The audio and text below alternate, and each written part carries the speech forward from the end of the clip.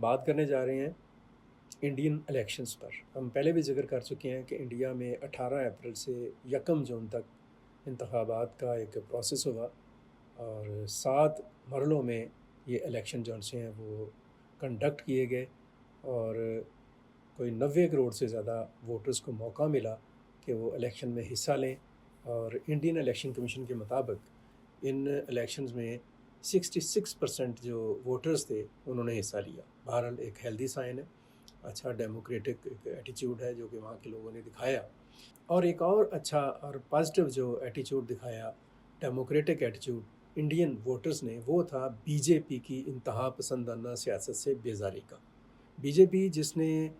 پچھلے الیکشن میں آپ کہہ لیں جو 2019 کا تھا، اس میں اس نے بڑی واضح اکثریت حاصل کر کے اپنی حکومت بنائی تھی، اور اس کے بعد جو اس نے اقدامات کیے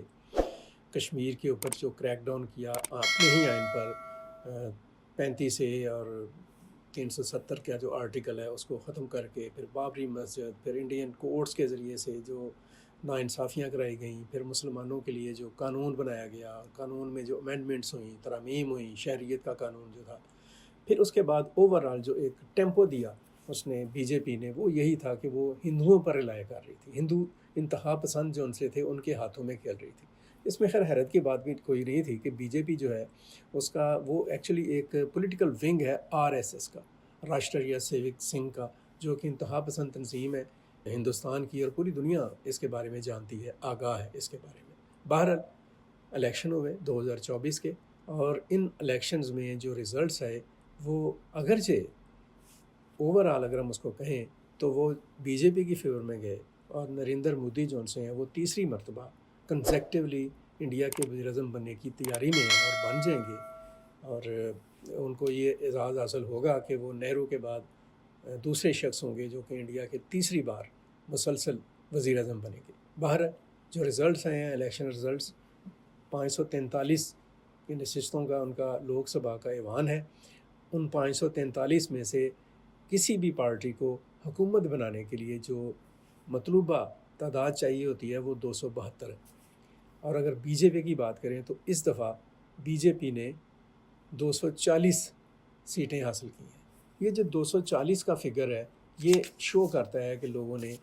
بی جے پی کو ووٹ تو دیا ہے، پالیسیز ہیں ان کے اوپر بھرپور طریقے سے عدم اعتماد کا اظہار بھی کیا ہے۔ کانگریس جو ہے جو دوسری بڑی پارٹی ہے انڈیا کی، اور لمبے عرصے تک حکومت بھی اس نے کی، کانگریس کو 99 سیٹیں ملی ہیں، 99، اور یہ سیٹیں پچھلے الیکشن کے مقابلے میں 47 سیٹیں زیادہ ملی ہیں کانگریس کو۔ یہ وہی بات ہے دوبارہ سے کہ لوگوں نے جو اعتدال پسندی کی سیاست ہے اس پر ایک ٹرسٹ کا اظہار کیا ہے، بڑی بری کمپین کے باوجود جو مودی سرکار نے چلائی میڈیا کے ساتھ مل کر۔ باقی جو سماجوادی پارٹی ہے اس نے 37 سیٹیں لی ہیں، ترنمول ایک پارٹی ہے وہاں پہ اس نے 29 سیٹیں لی ہیں، اور ایک اور DMK ہے اس کی 22 سیٹیں ہیں، جنتا دل ہے اس کی 12 سیٹیں ہیں، YSR وہاں کی ایک پارٹی ہے اس کی 4 سیٹیں ہیں، PJD وہاں پہ ایک پولیٹیکل پارٹی ہے اس کی بھی 4 سیٹیں ہیں، یہ علاقائی جماعتیں ہیں۔ عام آدمی پارٹی جو ہے اس کی 3 ہیں، اور آزاد امیدوار جنہیں ہم اپنی زبان میں کہتے ہیں جو ادرز ہیں ان کی 93 سیٹس ہیں، اور اس طرح سے یہ 543 کا ایک فگر بنتا ہے۔ اور اگر ہم اتحاد کی بات کریں تو بی جے پی کی جو اتحاد ہے NDA، اس نے کل ملا کر یعنی بی جے پی کی 240 اور باقی بھی جو اتحادی ہیں ان کی سیٹیں ملا کر انہوں نے حاصل کی ہیں 293 سیٹس، اور 272 کا مطلب یہ ہے کہ انہوں نے ہدف بی جے پی کے اتحاد نے حاصل کر لیا۔ لیکن فرق اب یہ پڑے گا کہ بی جے پی اب جو ہے اس طرح سے انتہا پسندی اور منمانی کی جو ایک سیاست ہے وہ کر نہیں پائے گی۔ اسی طرح سے اگر ہم دوسرا اتحاد جو کانگریس اور اس کی اتحادی پارٹیوں نے بنایا تھا انڈیا کے نام سے، اس اتحاد نے 234 سیٹیں لی ہیں، اور یہ ایک اچھا سائزبل فگر ہے۔ اور دونوں اتحادوں کی اگر ہم بات کریں تو